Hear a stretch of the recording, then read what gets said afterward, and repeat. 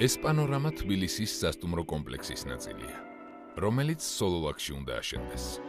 მრავალფუნქციური სასტუმრო კომპლექსი ორ ობიექტს, სოლოლაკის ფერდობს და სოლოლაკის მაღლობს აერთიანებს. ტერასული განაშენიანებით ფერდობზე 1 და 2 სართულიანი სასტუმრო აპარტამენტები განთავსდება და ძირითად კომპლექსს, რომელიც ლეხვთა ხევში ვითარდება, დახრილი ლიფტებით დაუკავშირდება.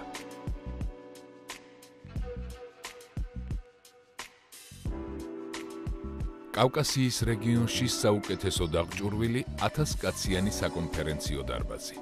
მაღალი კლასის სასტუმრო ნომრები. მიწისქვეშა ავტოსადგომები. სავაჭრო ფართები. ჩოგბურთის კორტები. კალათბურთისა და ფეხბურთის დარბაზები. ღია და დახურული აუზები. კაფე-ბარები და რესტორნები. საგანმანათლებლო და ტურისტული ინტერესის ადგილები. პლანეტარიუმი და აკვარიუმი. ეს იმ სივრცეების არასრული ჩამონათვალია, რომლის მოწყობასაც თანაინვესტირების ფონდი გეგმავს. თუმცა სოლოლაკის ობიექტს განსაკუთრებულობას ერთი დეტალი სცემს.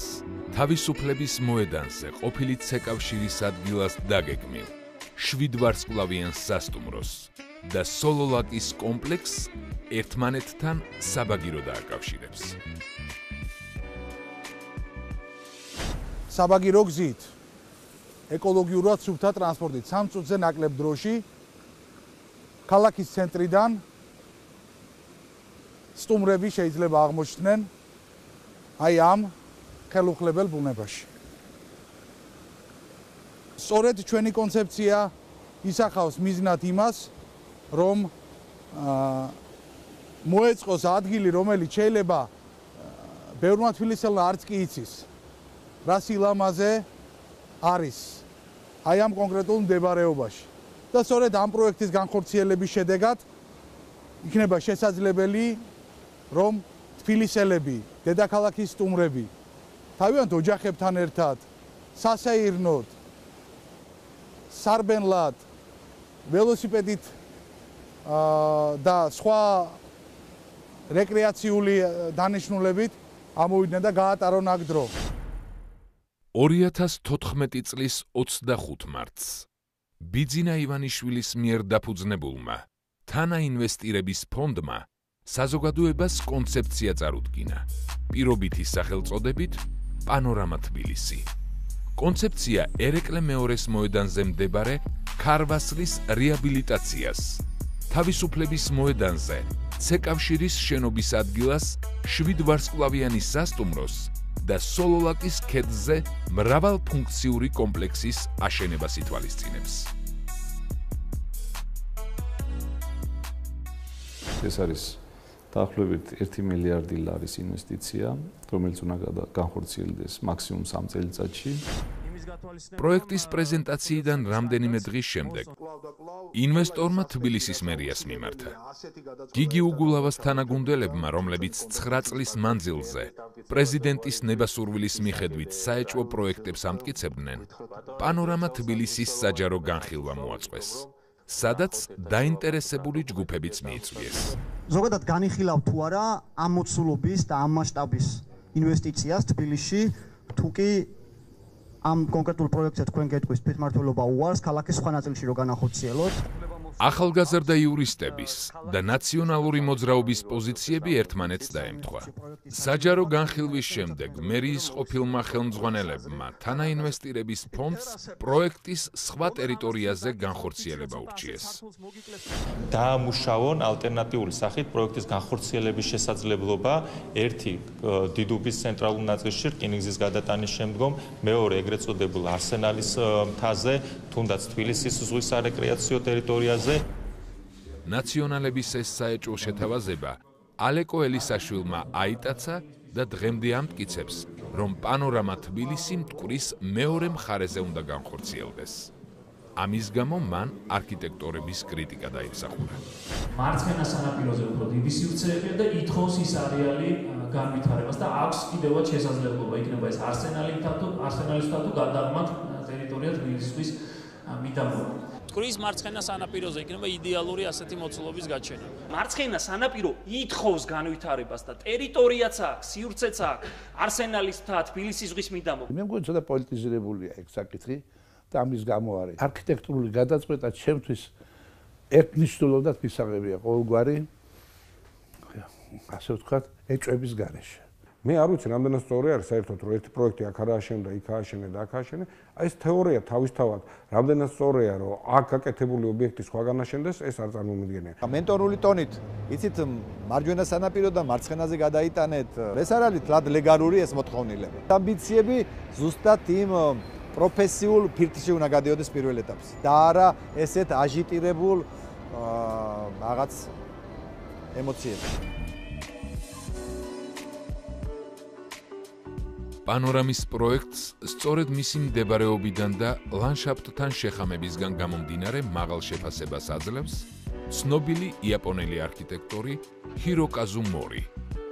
ორივე პროექტს შესანიშნავ შეფასებას მივცემდი, როგორც არქიტექტურული, ისე ფუნქციონალური თვალსაზრისით ქალაქში მათი ადგილმდებარეობიდან გამომდინარე. არქიტექტურული ფორმები და მოხაზულობა სრულიად შეესატყვისება ადგილმდებარეობას და ბუნებრივად ერწყმის გარემოს ლანდშაფტს და არსებულ ხედებს. პანორამის პროექტის უსაფუძვლო კრიტიკის გამო გაკვირვებას გამოთქვამენ მოსკვა სიტის მთავარი არქიტექტორი გივი ჯაფარიძე და ხელოვნებადმცოდნე ფერდინანდ ლორდკიფანიძე. ყოვლად გაუგებარია სატელევიზიო ეთერში გაკეთებული საპირისპირო მოსაზრებები და წინადადებები, რომლებიც ჩვენი აზრით მოკლებულია ყოველგვარ პროფესიონალიზმს. პროექტი, რომლის შეფასების პატივიც მერგო, ახალი თანამედროვე შტრიხია. ისტორიულ გარემოში ინტეგრირების დიდებული მაგალითია. სარკისებრი ფასადი გარემომცველ არეშია შერწყმული, რაც უძველეს მომიჯნავე შენობებს აირეკლავს. ეს სიტყვები ანე მარი საბატიერის, სასტუმრო მარიოტის ჯგუფის არქიტექტურისა და სამშენებლო დეპარტამენტის ყოფილ დირექტორს ეკუთვნის.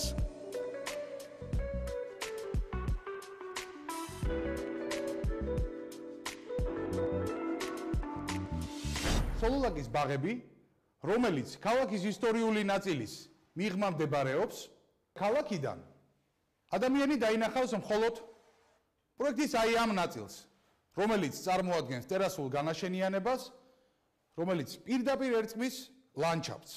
პროექტის მეორე ნაწილი კი განთავსებულია იმავე სოლოლაკის ქედის ოღონ სამხრეთით და ფაქტიურად მისი დანახვა შესაძლებელია მხოლოდ ლეხვთახევის მოპირდაპირე მხრიდან ან ვერტფრენიდან. ეს არის ტერიტორია, სადაც გათვალისწინებულია ჩვენი მშენებლობა, რომელსაც ვხედავთ ჩვენ ქალაქიდან.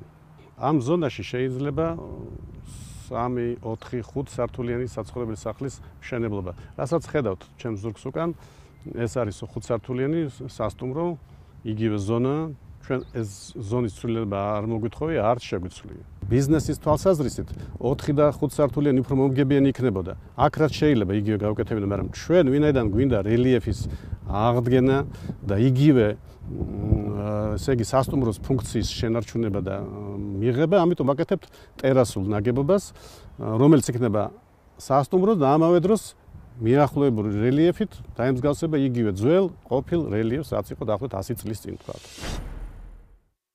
არანაირად არ ჯდება ქალაქის ლანდშაფტში, მით უმეტეს მის არქიტექტურაში, ანგრევს პარკებს, ჩეხავს ბუნებას. არა პანორამას. ამ მოთხოვნით საპროტესტო აქცია 31 იანვარს საკრებულოსთან დაიწყო და ხმაურიანი მსვლელობით იმ ადგილას დასრულდა, სადაც პანორამა თბილისის სოლოლაკის ობიექტი უნდა აშენდეს. არასამთავრობო ორგანიზაციების წარმომადგენლებთან ერთად პანორამა თბილისის პროექტი საკრებულოს წევრმა, ალეკო ელისაშვილმა და ნაციონალური მოძრაობის წარმომადგენლებმა გააპროტესტეს. შეკრებილთა შორის გიგი უგულავას თანაგუნდელი დავით ავალიანიც გამოჩნდა, რომელსაც თბილისის ბიუჯეტიდან 48 მილიონის მითვისებისთვის ბრალი წაუყენეს. ხორციელდება მხოლოდ და მხოლოდ ერთი ადამიანის პირადი ინტერესების დაკმაყოფილება, მისი პირადი რეზიდენციის გაფართოება და ამას ეწირება ქალაქის ისტორიული ცენტრი. კანონია ისე ყველა ჟიბეში უდევს სამწუხაროდ და ამ ხელისუფლებასაც. თქვენ თქვით, რომ ეს არის კანონის თავზე გადავლა. და რაც გულისხმობ ამაში, უკანონო მშენებლობაა? ეს არის კანონს უგულისხმობთ კულტურული მემკვიდრეობის შესახებ კანონის. აი კონკრეტულად მითხარი, რომელი კანონი დაიღო?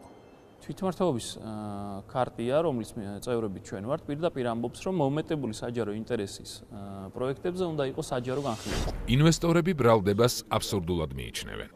10 თვის განმავლობაში მათ დაინტერესებულ ჯგუფებთან 100-ზე მეტი საჯარო შეხვედრა გამართეს.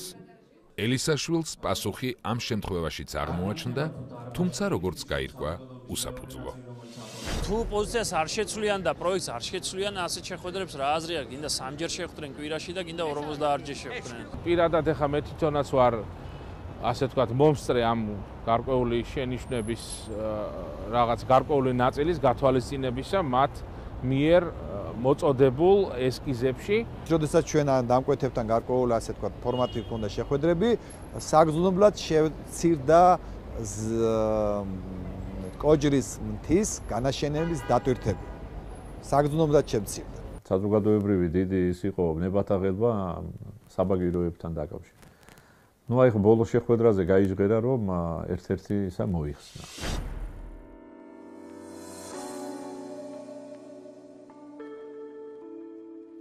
პანორამა თბილისის ორ ობიექტს რთული კონსტრუქციის გამო კანონით გათვალისწინებული მეხუთე კლასის მშენებლობის სტატუსი მიენიჭა. ოპონენტები კი უსაფუძვლოდ ამტკიცებენ, რომ ეს სტატუსი მშენებლობის ნებართვის გასაიოლებლად მოიპოვეს, რაც სიმართლეს არ შეესაბამება. ყველაფერი მოარგეს ამ პროექტს. ამ პროექტს მოარგებს თელიკა როგორც წინა ხელისუფლება ცვლიდა კანონებს, ახლაც ასე შეიცვალა. მეხუთე კატეგორიის მშენებლობაში გაიყვანეს რამდენიმე თვით ადრე და ყველა ხვდებოდა რომ ეს პანორამა თბილისისთვის კეთდებოდა. ამ მეხუთე კატეგორია რო გახდა ეს მშენებლობა. ამან ინვესტორს შეუმსუბუქა მდგომარეობა თუ გაურთულა? გაუმარტივა. გაუმარტივა, იმიტომ რომ გადაწყვეტილების მიღების პროცესი გამარტივდა ინვესტორის სასარგებლოდ და ქალაქის აზიანად. როგორ?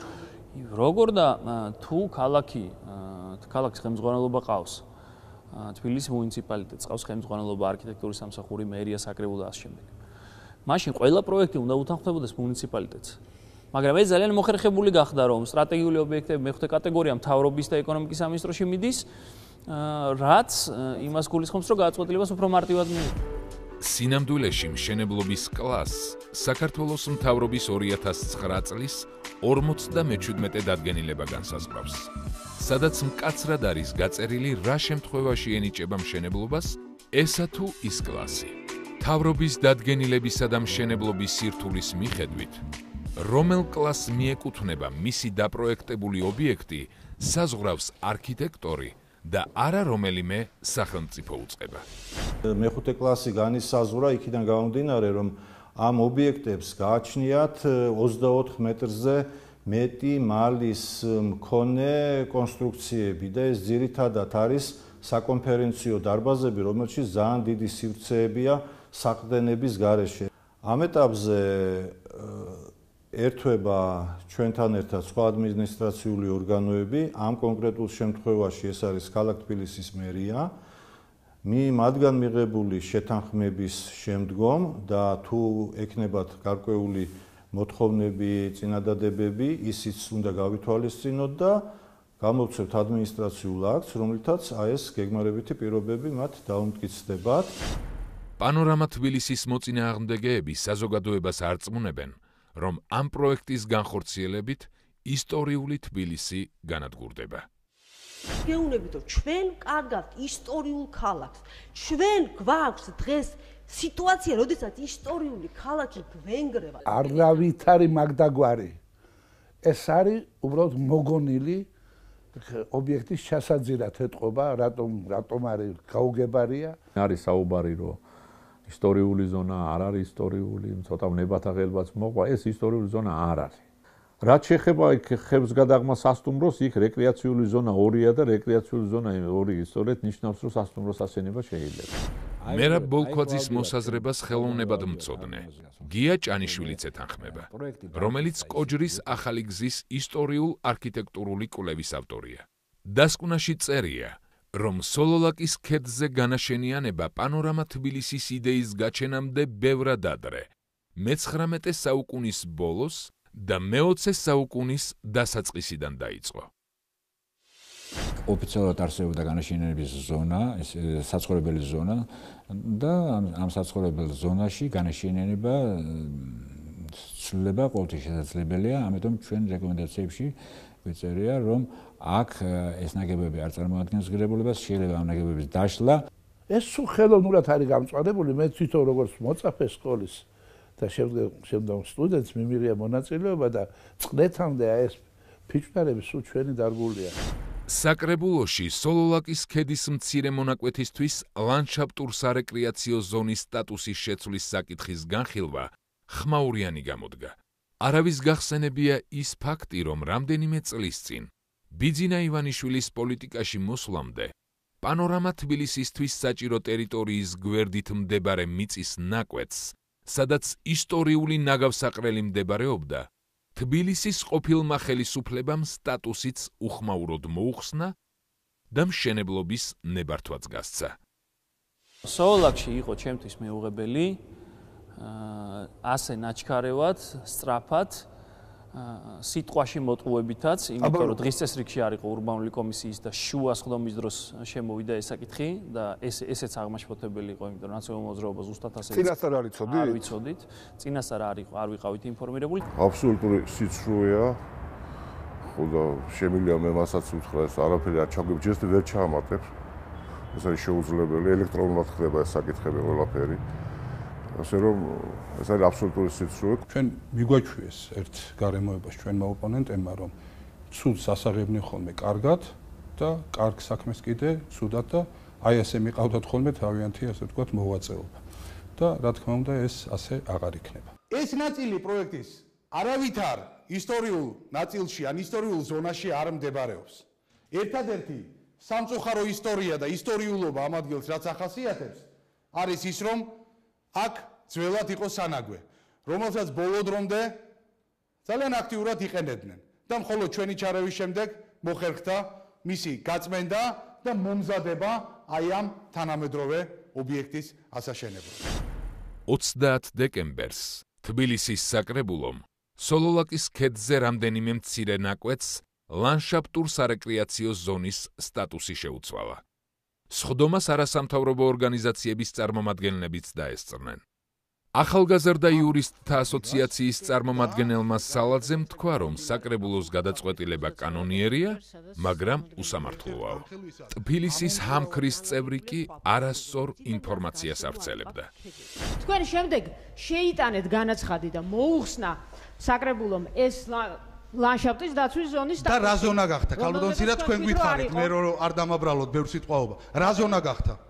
ლანდშაფტურ სარეკრეაციო რა ზონა გახდა? საქმიანი და საცხოვრებელი. არა ბატონო, არ გამხდარა, რეკრეაციული ზონა გახდა. უკანონო მოთხოვნა დაისვა შეკითხვა მე მაინტერესებს. მე ცოტა სემინდის დისკუსია. კანონიერი ყოველთვის არნიშნავს სამართლიანს. იმდენჯერ შეიცვალა კანონმდებლობა ამ ქვეყანაში, რომ ხვალ რო უარესი მიიღოს ამ ქვეყანამ არ გამიკვირდება მე. 7787 კვადრატული მეტრი იყო ლანდშაფტურ სარეკრეაციო ზონა, რომელსაც სარეკრეაციო ზონა სამად შეეცვალა სრულად ფუნქცია. ოღონდ ვაკონკრეტებ მშენებლობის კონტური ამ ფუნქციიდან, ანუ აი ამ სარეკრეაციო ზონიდან ეხება მხოლოდ 894 კვადრატულ მეტრს სამშენებლოდ. ჟურნალისტები უნდა ავიდნენ და კარგად უნდა დაათვალიერონ და გადაიღონ ის, რომ მოსახლეობის ფართო ფენებისათვის ეს გახდეს თვალსაწყიერში და ასე თქვა თვალსაჩინო თუ რა ზონალურ ცვლილებებზე არის ლაპარაკი. იქ არანაირად არც ეკოლოგიას არ აზიანებს, არც ლანდშაფტს არ აცვლის ისე, რომ ამან რაღაცა კატასტროფული განწყობილება და კატასტროფული შედეგები გამოიღოს ქალაქ თბილისის მომავალი განვითარების. ეს არის რეკრეაციული ზონა 3, სადაც განთავსებული იყო ყოფილი ამერიკული სოფლის შენობები. ამ ტერიტორიაზე მშენებლობა შესაძლებელია, მაგრამ ეს არ იყო ნორმებით დაცული, მშენებლობის ნორმები დარღვეული იყო და ამიტომ მოხდა ამის დემონტაჟი. ჩვენი პროექტის განხორციელებისათვის დაგვჭირდა დაახლოებით მცირე ნაწილის ლანდშაფტური ზონიდან რეკრეაციულ ზონაში გადმოყვანა დაახლოებით 1000 კვადრატულის. რაზეც ნებართვა მივიღეთ. მხოლოდ 900 კვადრატულამდე ნაკვეთზე დაგვჭირდა იმავე კანონის მოთხოვნებიდან გამომდინარე ზონის ცვლილება. ხოლო დანარჩენ ტერიტორიაზე, რომელიც აქტიურად არის გამწვანებული, ჩვენ ხიდით გადავდივართ, რათა არ დავაზიანოთ ის. ლანდშაფტურ სარეკრეაციო ზონის სტატუსის ცვლილება კიდევ ერთი ახალი ბრალდების საფუძველი გახდა. პროექტის მოწინააღმდეგეებმა ის გარემოს დაბინძურების საკითხს პირდაპირ დაუკავშირეს და საზოგადოებას არწმუნებენ, რომ სოლოლაკის ქედზე მწვანე ნარგავები გაიჩეხება. გარემოზე ზემოქმედების კვლევის ავტორები გავრცელებულ ინფორმაციას კიდევ ერთ დეზინფორმაციას უწოდებენ. Შემიძლია გითხრათ სრული პასუხისმგებლობით, რომ საქართველოს წითელ ნუსხაში შეტანილი ან ენდემური რომელიმე მცენარის სახეობა იქ არ არის. იქ არის 3 სახეობის ხელოვნურად გაშენებული ხემცენარეები, რომელთაგან დაახლოებით 126-მდე შეიძლება მოიჭრას, შეიძლება ცოტა მეტი, შეიძლება ცოტა ნაკლები მშენებლობის პერიოდში, ეგრეთ წოდებული ელდარის ფიჭვი. პროექტის ფარგლებში გათვალისწინებულია დაახლოებით 30.000 ხის დარგვა. ხე იქნება 4-5 მეტრის სიმაღლის. არა მარტო ამ ტერიტორიაზე, არამედ მიმდებარე ტერიტორიაზეც მოხდება გამწვანება. ეს პროცესი ფაქტობრივად დაწყებული გვაქვს. პროექტის დამკვეთებმა გარემოზე ზემოქმედების გარდა სატრანსპორტო კვლევაც ჩაატარეს. როგორც კვლევისას აღმოჩნდა, თბილისის საკურორტო ზონებში, წავკიში, ტაბახმელასა და ოქროყანაში წინა ხელისუფლების მიერ 3 მილიონი კვადრატული მეტრი სააგარაკე ნაკვეთია გაყიდული.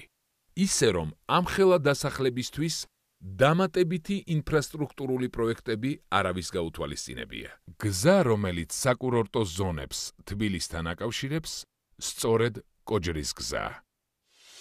პანორამის პროექტი ამ გზას არ გადატვირთავს, გამომდინარე ჩატარებული კვლევებიდან, არც მშენებლობის და არც აშენების შემდეგ.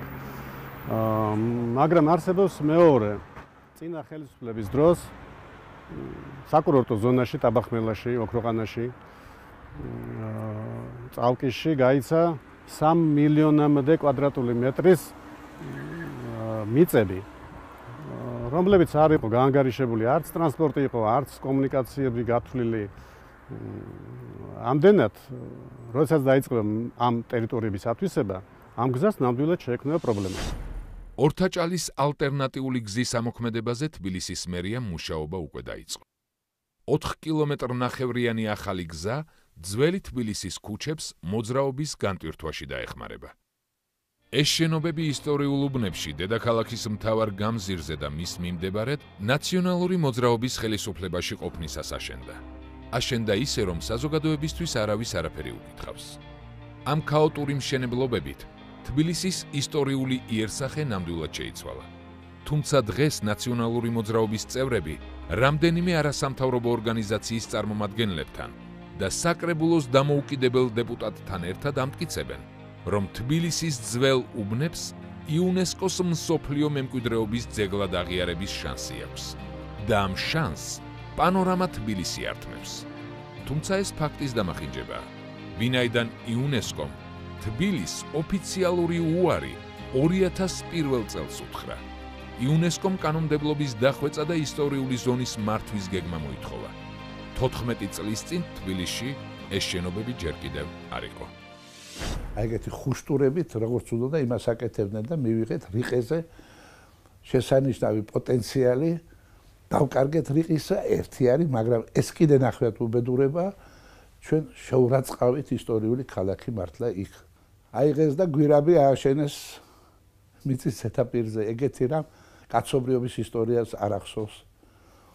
და ამით გადაკეტეს ხედი ყველაზე ძვირფასზე, როდესაც გამოდიხარ შენ იქ აღმოსავლეთის მხრიდან ქალაქისა, შემოდიხარ ბარათაშვილის ხიდამდე ისე, რომ ვერაფერს ვერ ხედავ და იქ არის რაც არის დასანახი, ხო?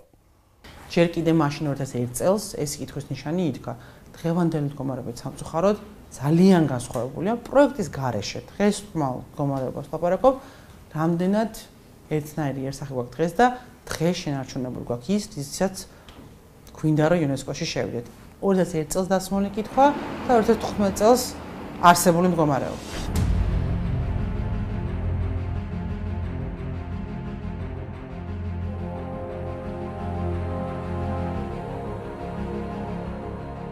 მოჭრილი ქედი, დანგრეული შენობები, ამერიკული სოფლის ნარჩენები, გაჩეხილი მწვანე საფარი, მოუვლელი გარემო, სავალალო მდგომარეობაში მყოფი თბილისის ხედი. ეს სოლოლაკის ფერდობის და სოლოლაკის მაღლობის დღევანდელი სახეა.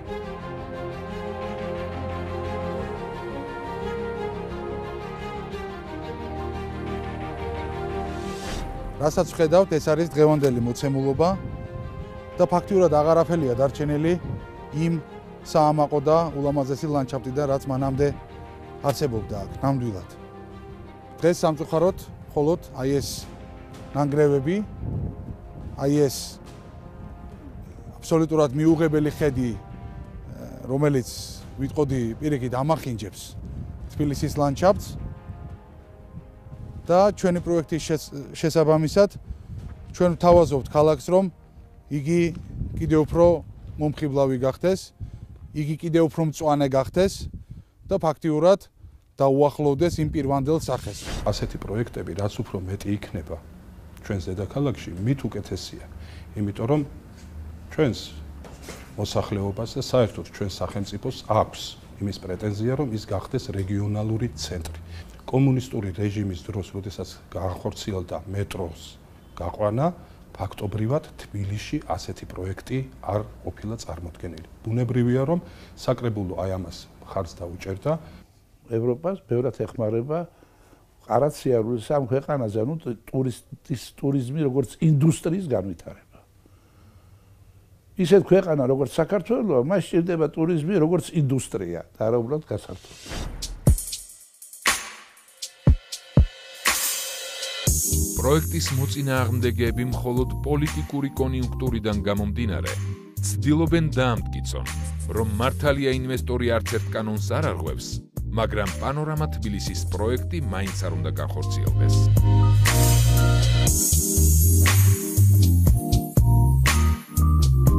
ეს ხელისუფლების წინააღმდეგ მიმართული სიცრუის პროპაგანდის ერთ-ერთი ნაწილია, რომელიც ხელს უშლის ქვეყნის წინსვლას, ინვესტიციების შემოსვლას და თბილისის განვითარებას.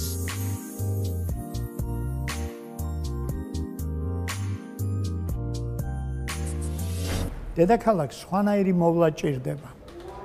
აქ მხოლოდ ისტორიაზე მინიშნება და წარსულის შენარჩუნებაზე ფიქრი არ არის გამართლებული იმდენად, რამდენადაც დედაქალაქი წინ უნდა უსწრებდეს ისტორიას.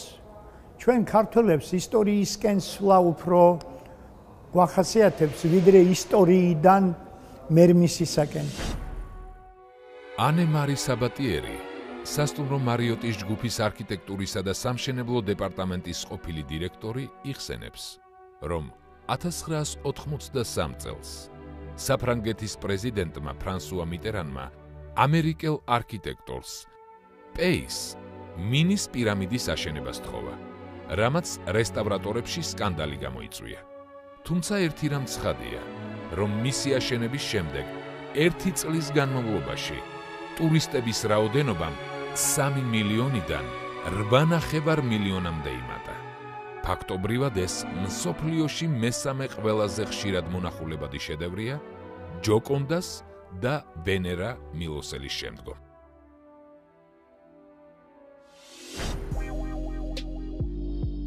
თანაინვესტირების ფონდი მომავალი წლის გაზაფხულზე ურეკში ახალ სასტუმრო კომპლექსს გახსნის. კომპლექსში იქნება სპა, სადაც სტუმრებს მაგნეტიტის ქვიშით მკურნალობა შეეძლებათ. აქ განთავსდება ბავშვთა გასართობი ცენტრი, სპორტული მოედნები, საცურაო აუზი კი ზღვის სიღრმეში 150 მეტრზეა შეჭრილი.